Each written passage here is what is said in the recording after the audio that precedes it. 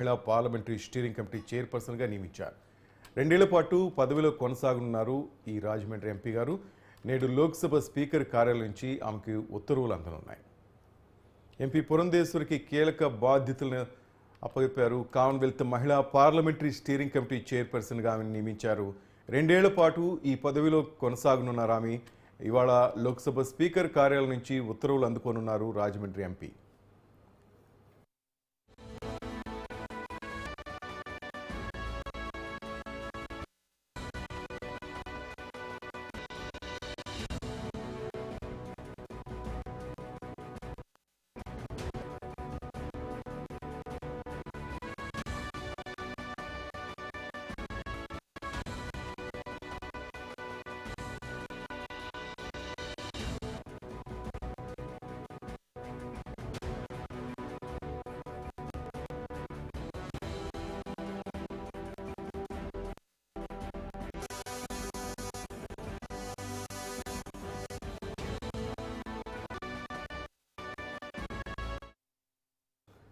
Commonwealth మహిళా parliamentary steering committee చైర్పర్సన్గా Rajahmundry MP పురంధేశ్వరికి కీలక బాధ్యతలు అప్పచెప్పనున్నారు.